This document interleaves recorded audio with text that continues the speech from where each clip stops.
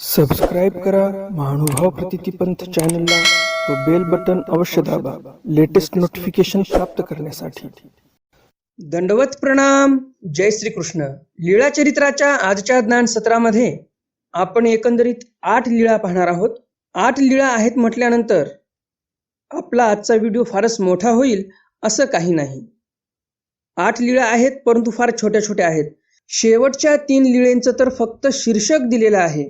तर अशा प्रकारे आपण आजच्या ज्ञानसत्रामध्ये 8 लीळा पाहणार आहोत। ज्या लीळेंमध्ये पहिली लीळा आहे हंसराजू माहीमभट्टा ते बोलावू धाडणे।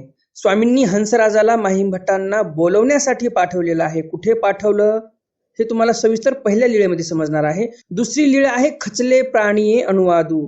हे जनमानस कसं खचून जाते, देवावरही बुद्धी राहत नाही, तर त्या संदर्भामध्ये देव इथे अनुवाद करतात, भक्तजनांना निरूपण करतात।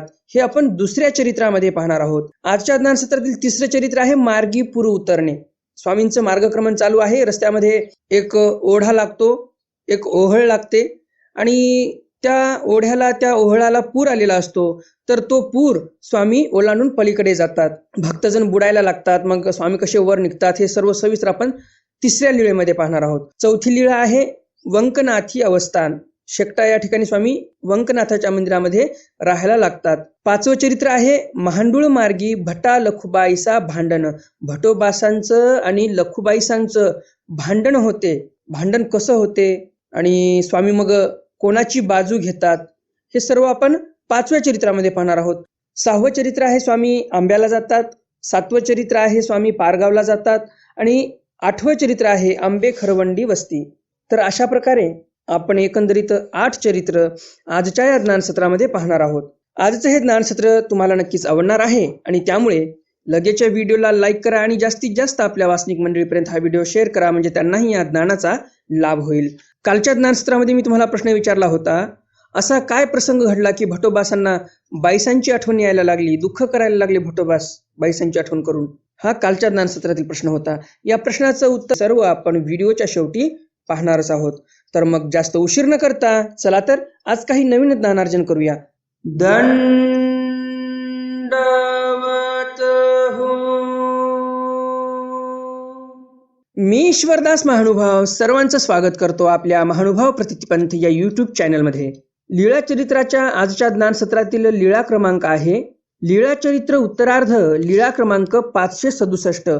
हंसराजू माहीमभट्टा ते बोलावू धाडणे। स्वामी हंसराजाला माहीमभट्टांना बोलवण्यासाठी पाठवतात। कुठे पाठवतात समोर पाहूया। गोसावी हंसराजा ते म्हणितले। स्वामी हंसराजाला म्हणतात, हंसराजा तुम्ही परमेश्वरपुरासी जा। हंसराजा तुम्ही परमेश्वरपुराला जा, म्हणजेच रुद्धपूरला जा। श्री प्रभूचा ठाई माह्या नावे ब्राह्मणू असे तया ते ऐसे म्हणावे, तुमते येथोनी बोलाविले असे। स्वामी त्या हंसराजापाशी निरोप देतात की तिथे श्रीप्रभू महाराजांच्या सन्निधानामध्ये माहिया नावाचा एक ब्राह्मण आहे। माहिया म्हणजे कोण, तर माहीमभट्ट।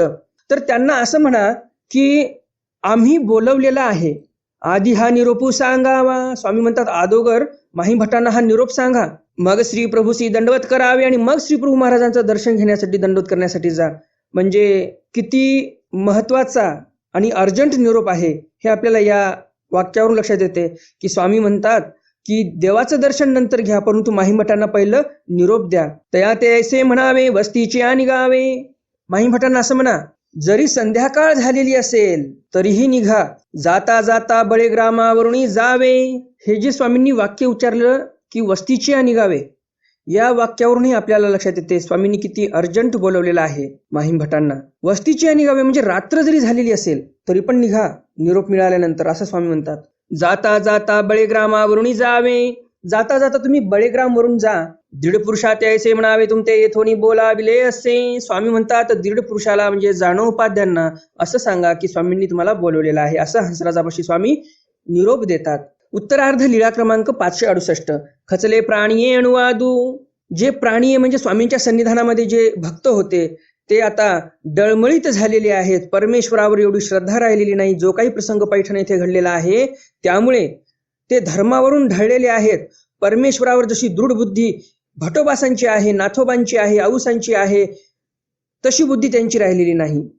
आणि म्हणून देव म्हणतात की आता हे प्राणी खचलेले आहेत असा अनुवाद देव करतात. खचले प्राणी अनुवाद म्हणजे काय? स्वामी स्वतः अनुवाद करत आहेत की आता आमची भक्त मंडळी खचलेली आहे, खचून गेलेली आहे, मनामध्ये दृढ श्रद्धा राहिलेली नाही परमेश्वराविषयी. एकुदी गोसावी गंगा तिरीचे आते बोलावू नाथोबा ते पाठविले. एके दिवशी स्वामी गंगा तीरच्या भक्तजनांना बोलवण्यासाठी नाथोबांना पाठवतात. सर्वज्ञ म्हणतले जा तया अवघे आते बोलावा एक वेळ दर्शन दिजेल. स्वामी नाथोबांजवळ निरोप देतात की सर्व भक्तजनांना जाऊन सांगा गंगा तीरच्या की आम्ही त्यांना आता फक्त एकदा दर्शन देणार आहोत. म्हणजे स्वामींच्या बोलण्याचा तात्पर्य अर्थ काय, भावार्थ काय तुम्हाला समजलाच असेल की स्वामी आता उत्तरपंथे जाण्याची तयारी करत आहेत आणि म्हणून देवाला वाटते सर्व भक्तजनांना एकदा दर्शन द्यावं. तशा आपल्या बऱ्याच लीळा समोर राहिलेल्या आहेत, जवळजवळ अजून 80-90 लीळा आहेत, परंतु स्वामींची तयारी चालू आहे. स्वामी काय म्हणतात नाथोबांना की जा सर्व भक्तजनांना सांगा गंगा तीरच्या की एकदा आम्ही त्यांना दर्शन देणार आहोत, आम्ही त्यांना बोलवलेलं आहे असंही सांगा. हो काजी दंडवते घातली श्रीचरणा लागले निघाले. नाथोबा म्हणतात ठीक आहे. स्वामींना मग नाथोबांनी दंडवत घातले, पाया पडले आणि निघाले. बळेग्रामा गेले. बळेग्रामला गेले. बळेग्राम म्हणजे आताचं बळेगाव, आत्मतीर्थ पांचाळेश्वर जवळ जे नदीच्या पलीकडनं गाव आहे बळेगाव, तेच बळेग्राम. तया अवघे आते म्हणितले तुमते गोसावी बोलावू धाडिले असे. आणि बळेग्रामला जाऊन सर्व भक्तजनांना सांगितलं की तुम्हाला स्वामींनी बोलवलेलं आहे. तीही म्हणितले, ते भक्तजन म्हणतात बळेग्रामचे, स्वामींच्या सन्निधानामध्ये येणारे जे भक्तजन होते ते जास्त बळेगावचेच होते, बळेग्रामचेच जास्त भक्तजन होते. जे देवाला अवसर वगैरे काही असला, काही पर्व असलं की स्वामींच्या दर्शनाला यायचे, पौतं करायचे, दवना व्हायचे, हे जास्त भक्तजन बळेगावचेच होते जालना जिल्ह्यातील. तवावघे आते म्हणितले तुमते गोसावी बोलावू धाडिले असे. तीही म्हणितले आम्ही कोणी आराओ ना. सर्व भक्तजनांना सांगितलं तुम्हा सर्वांना स्वामींनी बोलवलेलं आहे. सर्व भक्तजन म्हणतात आम्हाला शेतामध्येच काम आहे, आम्हाला घरचंच काम आहे, आम्हाला बाजारचंच काम आहे, आम्हाला काहीतरी काम आहे, आम्ही आराओ ना म्हणजे आम्हाला फुरसत नाही आता देवाकडे येण्यासाठी, असं ते सर्व भक्तजन म्हणतात. मग प्रतिष्ठानावरून आले. मग तसेच नाथोबा प्रतिष्ठान म्हणजे पैठणला गेले. सारंग पंडितापुढे सांगितले, ते उगेची होते. सारंग पंडितांना सांगितलं की तुम्हाला स्वामींनी बोलवलं, पण सारंग पंडित हो किंवा नाही असं काहीच म्हणत नाहीत, ते गप्प बसतात. उगेची होते म्हणजे काही एक शब्द बोलत नाहीत. मग गोसावी पासी आले. नाथोबा स्वामींपाशी आले. दंडवते घातले. स्वामींना साष्टांग दंडवत घातले नाथोबांनी. श्रीचरणाला गेले. स्वामींच्या पाया पडले नाथोबा. पासी बैसले. स्वामींजवळ बसले. जी जी तेथ गेला तया पुढा सांगितले ते म्हणती आम्ही आराओ ना. नाथोबा म्हणतात आम्ही बळेग्रामला गेलो. तिथे त्या भक्तजनांना सांगितलं. ते भक्तजन म्हणाले मला की आम्हाला फुरसत नाही, आम्ही कामात आहोत, आम्ही व्यस्त आहोत.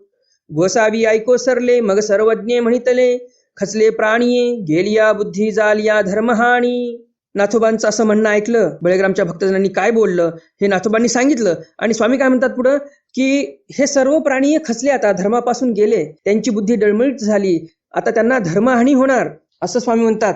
धर्महानी होणार म्हणण्यापेक्षा धर्महानी झालेलीच आहे. जी जी पैठणावरून आला पांडिया पुढा सांगितले. मग नाथोबा म्हणतात आम्ही पैठणला पण गेलो होतो, तिथे सारंग पंडितांना सांगितलं, ते बोलती ना, ते तर काहीच बोलले नाही, गप्प बसले. सर्वज्ञ म्हणितले पांडियासी आता ऐसी अवस्था वर्तती असे, याते देखोनी पालो ओढून जाईजे म्हणून श्रीकरे अनुकारू केला. स्वामी म्हणतात अहो सारंग पंडिताला तर अशी अवस्था प्रकट झालेली आहे की आम्ही जरी समोर गेलो त्यांच्या तरी असा आडवा पडदा करतील तोंडासमोर आणि न पाहिल्यासारखं करून बाजूने निघून जातील असं स्वामी म्हणतात आणि अनुकार करून दाखवतात की कसा पडदा घेतील तोंडावर ते. तर अशा प्रकारे हे सर्व प्राणी खचलेले आहेत असं स्वामींनी इथे सांगितलेलं आहे. जे काही बळेग्रामचे भक्तजन होते, जे काही पैठण येथील भक्तजन होते सारंग पंडितासारखे, ते सर्व खचलेले आहेत असं स्वामी म्हणतात. उत्तरार्ध लीळा क्रमांक 569. मार्गी पुरू उतरणे. रस्त्याने जात असताना स्वामी पुरू उतरतात. मासू दिसू गोसामियासी तेथ अवस्थान झाले.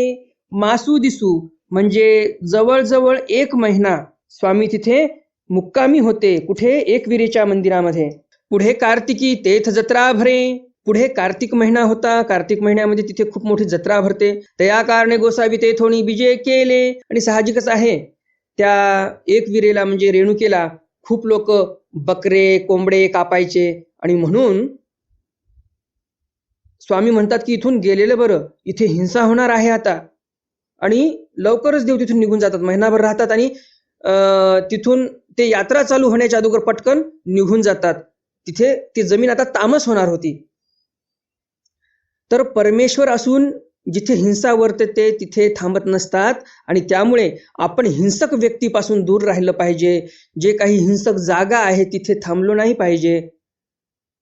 हे आपल्याला इथून या स्वामींच्या आचरणातून लक्षात येते.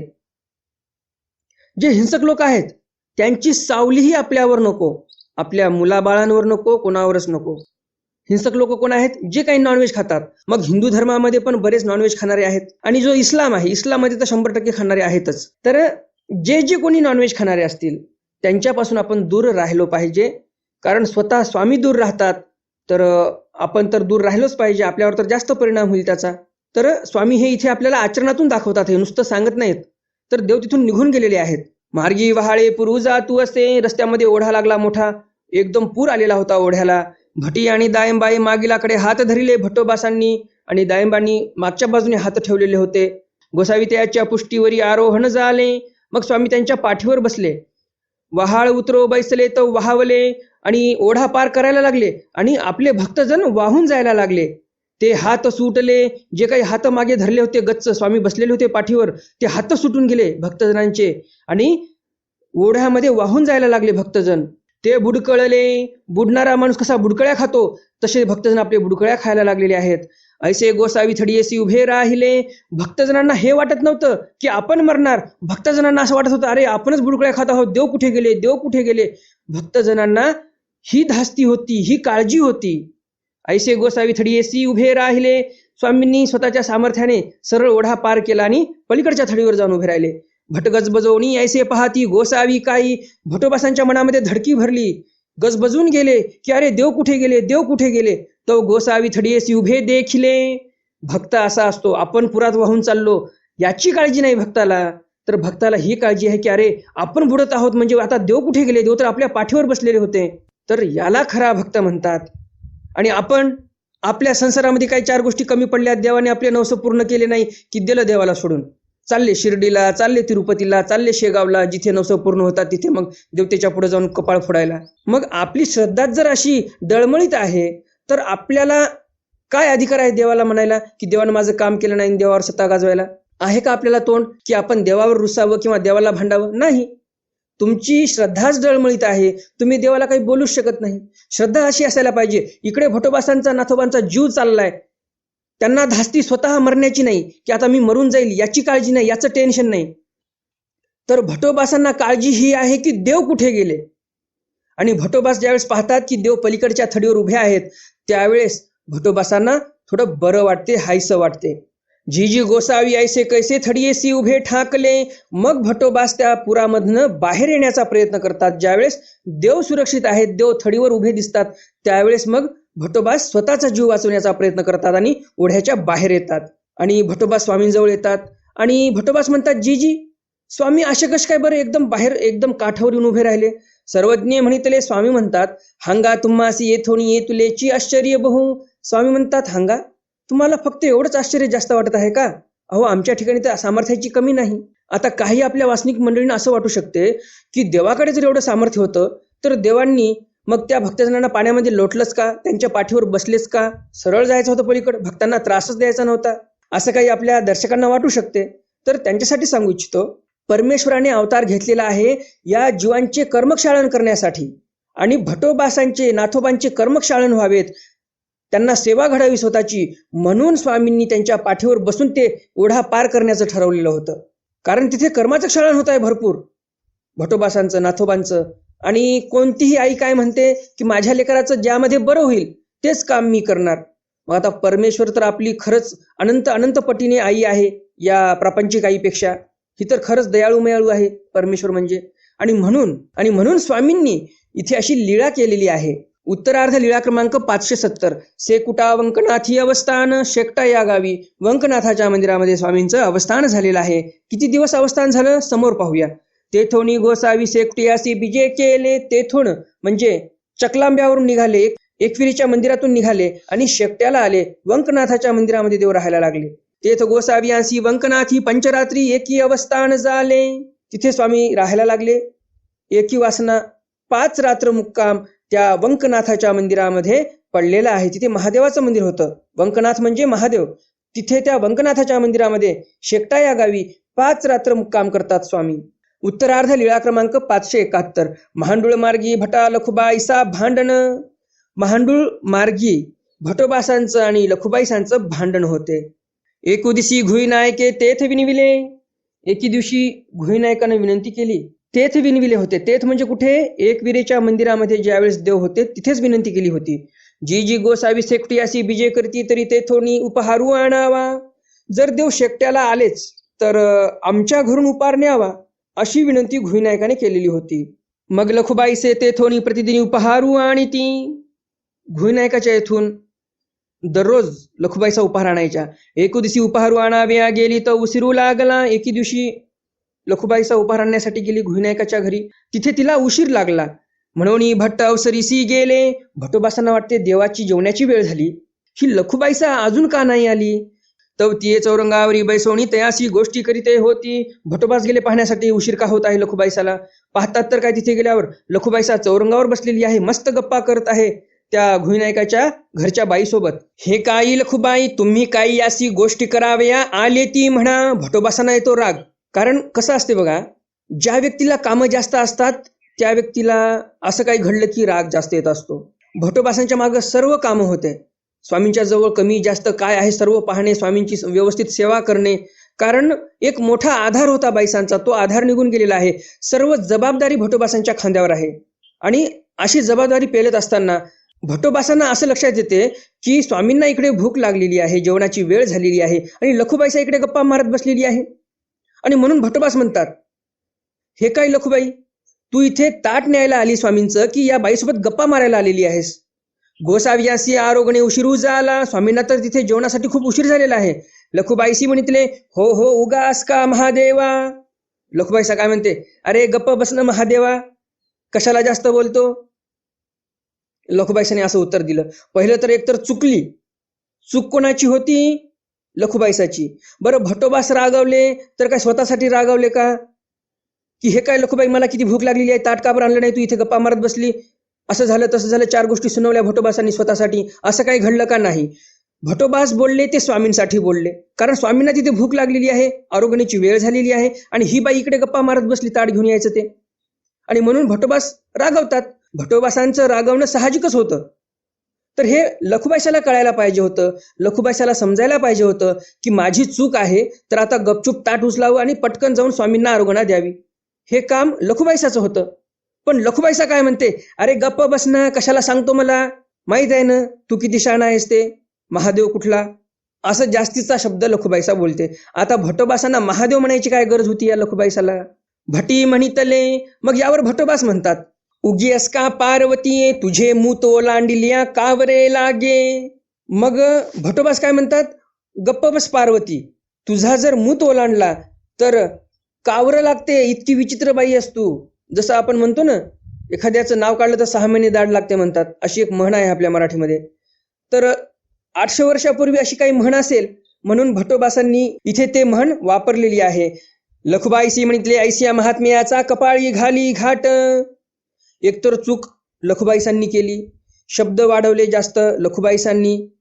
लखुबाईसांना स्वामींचं महत्व कळालं नाही की स्वामींना भूक लागलेली आहे, ते दिलं सोडून आणि भटोबासांना भांडत बसली. आणि पुढं काय म्हणते लखुबाईसा, ऐसिया महात्म्याचा कपाळी घाली घाट. अशा महात्म्याच्या कपाळावर चांगला मोठा धोंडा आणून घालावा आणि सरळ त्याला खतम करून टाकावं, मारून टाकावं अशा महात्म्याला, असंही लखुबाईसा बोलते. तुम्हीच सांगा, जर मोठा दगड आणला आणि माणसाच्या डोक्यात घातला तर माणूस जगेल का? नाही जगणार. तर लखुबाईसा कुठपर्यंत पोहोचल्या बघा बोलण्यामध्ये. एका महात्म्याचं मरण चिंतत आहेत, एका महात्म्याची हत्या करण्याचं चिंतत आहेत लखुबाईसा. तर हे वाढलं कशामुळे? लखुबाईसाने स्वतःची चूक लक्षात घेतली नाही आणि ठीक आहे रे बा नागदेवा, माझं चुकलं, मी चालले आता ताट घेऊन, एवढंच जर बोलली असती तर काहीतरी वाढलं असतं का? आणि म्हणून हे लक्षात असू द्या, आपण जे काही जीवनामध्ये प्रसंग पाहतो, मोठे मोठे काही प्रकरण घडतात, त्याला छोट्या छोट्या गोष्टी कारणीभूत असतात. आणि आपल्याला जर जीवन सुखकर जगायचं असेल, समाधानीने जगायचं असेल, तर आपल्याला छोट्या छोट्या गोष्टी ज्या आहेत त्या तिथेच संपवण्याचं काम करायचं आहे. छोट्या गोष्टी वाढवल्या की त्याचं रूपांतरण, त्याची परिणिती अशी होते लखुबाईसाची चूक होती ती जर मान्य केली असती आणि ताट घेऊन निघून गेली असती तर तोंडातून हे वाक्य काढण्याची गरज होती का? भटोबासांसारख्या एवढ्या मोठ्या महात्म्याचं जे ईश्वर तुल्य पात्र आहे तेवढ्या मोठ्या पात्राच्या ठिकाणी मी हनन करणार असे वाक्य हिच्या मुखातून निघाले की अशा महात्म्याच्या डोक्यात दगड घाला आणून. म्हणजे किती मोठं महापाप जोडलं लखुबाईसांनी. म्हणून आपल्याही जीवनामध्ये जर आपल्याला फार समोर निघून जायचं असेल, चांगलं यश प्राप्त करायचं असेल तर आपल्याला छोट्या छोट्या गोष्टी तिथे संपवाव्या लागतील तर आपण जीवनामध्ये यशस्वी होऊ. जे काही आपले गोल्स आहेत ते आपण अचीव करू शकू, प्राप्त करू शकू. नाहीतर मग जर छोट्या छोट्या गोष्टी घडल्या आणि तिथेच आपण डोकं खराब करत बसलो तर आपली सर्व ऊर्जा तिकडेच खर्ची होईल आणि आपलं जे ध्येय ठरवलेलं आहे आपण ते ध्येय आपण प्राप्त करू शकणार नाही.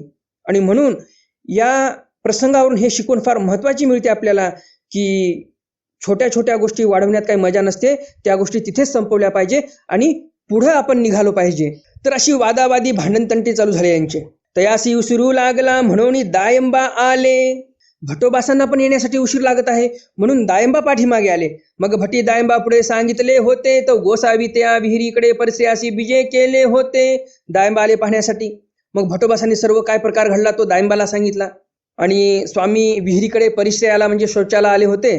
तर शौच सारून देव निघालेले होते आणि दायंबा हसू लागले. आणि मग दायंबा लागले हसायला की कसं भांडण झालं या लखुबाईसाचं आणि भटोबासांचं. सर्वज्ञ म्हणते काय गा भोजया हसत असा. स्वामी म्हणतात भोजया तुम्ही का बरं हसता? नाजी ते गोसावी वारले असे. मग दायंबा म्हणतात की जी गोसावी यांनी वारलेला आहे की अशा गोष्टी सांगू नये कोणाला म्हणून. म्हणजेच काय की स्वामींनी यापूर्वी सांगितलेलं होतं की प्राणियाचे दोष आमच्या ठिकाणी सांगू नका. मग आता इथे त्या लखुबाईसाचा दोष सांगावा लागणार आहे. काय घडलं ते जर सांगतो म्हटलं तर लखुबाईसाचा दोष सांगावा लागणार आहे. आणि म्हणून दायंबा म्हणतात की स्वामींनी आम्हाला वारलेला आहे, कोणाचे दोष सांगू नका असं सांगितलेलं आहे ना, मग आता आम्ही कशाला सांगावं?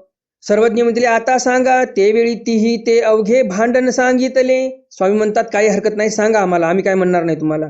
मग दायंबाने सर्व भांडण सांगितलं, काय काय घडलं ते. सर्वज्ञ म्हणले प्राणी याचे दोष येत न सांगितले ती एरवी येत होनी नेनी जैसे काही असे तरी का म्हणितले ना करती ना पर येथीच्या दर्शनाही न येती. मग स्वामी म्हणतात अगदी बरोबर आहे. दायंबाला म्हणतात तुम्ही म्हटलं जे ते बरोबरच आहे की प्राण्याचे दोष आमच्या ठिकाणी सांगू नये, आम्हाला सर्व कळते.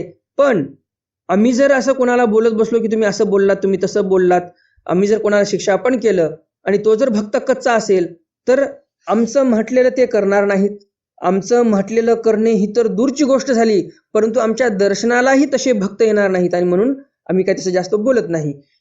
शिक्षापन वगैरे करणं, भक्त पाहून आम्ही शिक्षापन करतो, फारच जवळचं असेल तरच शिक्षापन करतो आम्ही, दुसरं कोणालाही करत नाही. मग गोसावी अशी बाहेरली सिंहाडणी अशी आसन झाले. मग स्वामी बाहेरच्या सिंहाडाण्यापाशी बसलेले आहेत, म्हणजेच सिंहाच्या आकाराचं तोंड तयार केलेलं होतं त्याला सिंहाडा म्हणतात, तिथं देव बसलेले होते. लखुबाईसे बाहेरी निघती भीतरी रिगती आणि गोसावी म्हणती ऐसे महात्म्याच्या कपाळी घाली घाट. लखुबाईसा आतमध्ये जायच्या, बाहेर यायच्या, काही कामानिमित्त त्यांचं येणं जाणं हे असं चालूच होतं. आणि ज्यावेळेस लखुबाईसा बाहेर यायच्या त्यावेळेस स्वामी म्हणायचे अशा महात्म्याच्या कपाळी घाट घातला पाहिजे. मग ती ये आली गोसावियाच्या श्रीचरणा लागली. मग लखुबाईसा येते, स्वामींच्या पाया पडते. अवघे भांडण सांगितले, सर्व भांडण सांगितलं. सर्वज्ञ म्हणते बाई येथून याचा अभिमानू हेही काही या प्रती बोलिले, हे येथ बोलिले की म्हणून श्रीकरे जाणू थापटलेली. स्वामी म्हणतात बाई तुमचं भांडण आम्हाला सर्व समजलं.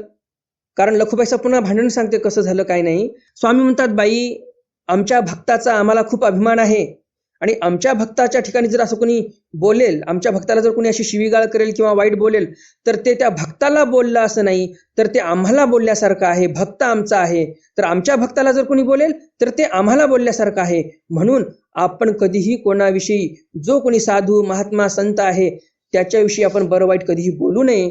कारण ते बोलणं म्हणजे अप्रत्यक्षरित्या परमेश्वरालाच बोलल्यासारखं आहे. कारण स्वामी तिथे अभिमान घेतात की ते भक्ताला नाही बोललं तर ते मला बोलल्यासारखं आहे असं म्हणून देव मांडी थापडतात स्वतःची की ते आम्हाला बोलल्यासारखं आहे असं म्हणून देव तिथे निरूपण करतात त्या लखुबाईसाला. उत्तरार्ध लीळा क्रमांक 572. आंबा पंचलिंगी वस्ती. मग देव आंब्याला आले आणि तिथे पंचलिंगी नावाचं एक महादेवाचं मंदिर आहे, तिथे देव मुक्काम करतात. आताही चकलांब्याला ते मंदिर आहे. गावाच्या बाहेर निघाल्यानंतर ते मंदिर जुन्या काळातील जसं होतं तसंच मंदिर आताही आहे. 800 वर्षापूर्वी जसं मंदिर होतं तसंच मंदिर आताही तिथे आहे. उत्तरार्ध लीळा क्रमांक 573 पारेगावी वस्ती स्वामींचा मुक्काम पारेगावला झालेला आहे. उत्तरार्ध लीळा क्रमांक 574 आंबे खरवंडी ये वस्ती स्वामींचा मुक्काम आंबे खरवंडी येथे झालेला आहे. तर अशा प्रकारे आजच्या ज्ञान सत्रातील सर्व चरित्र तुम्हाला नक्कीच आवडले असतील. आणि अजून जर तुम्ही या व्हिडिओला लाईक केलं नसेल तर लगेच या व्हिडिओला लाईक करा आणि जास्तीत जास्त आपल्या वाचनिक मंडळीपर्यंत हा व्हिडिओ शेअर करा, म्हणजे त्यांनाही या ज्ञानाचा लाभ होईल. आजच्या ज्ञान सत्रातील प्रश्न आहे, लखुबाईसा आणि भटोबास यांच्या भांडणावरून आपण काय शिकवण घेतली पाहिजे, आपल्याला काय बोध मिळतो, यापासून आपल्या जीवनामध्ये आपण काय उतरवलं पाहिजे, काय गुण घेतला पाहिजे या भांडणापासून. थोडक्यात सांगायला गेलं तर मी या प्रसंगावर तुम्हाला काय सांगितलं, आपण कसं वागलं पाहिजे ते तुम्हाला कमेंट बॉक्समध्ये कमेंट करायचं आहे. आता पाहूयात आपण कालच्या ज्ञान सत्रातील प्रश्न, त्याचं उत्तर. आणि कालच्या ज्ञान सत्रामध्ये मी तुम्हाला प्रश्न विचारला होता, असा काय प्रसंग घडला की भटोबासांना बाईसांची आठवण यायला लागली आणि भटोबास दुःख करायला लागले. या प्रश्नाचं उत्तर असं आहे, आऊसांनी स्वामींना ताट मांडलं, चण्याचं वरण वाढलं अर्ध पात्र भरून, 2 चपात्या एकदाच मोडून वाढल्या आणि एका वाटीमध्ये पळीभर तूप वाढलं. आणि असं ताट पाहिल्यानंतर स्वामी म्हणतात, वानरिया बघा आऊसांनी कसं ताट मांडलं आमच्यासाठी. मग भटोबास म्हणतात, ढोरे राखा हो नायका, तुम्ही ढोरं राखण्याच्या कामाचे आहात, देवाला असं ताट मांडावं? अहो, ज्या देवाची श्रीमंत सकुमार आरोगण आहे त्या देवासाठी असं ताट मांडावं का?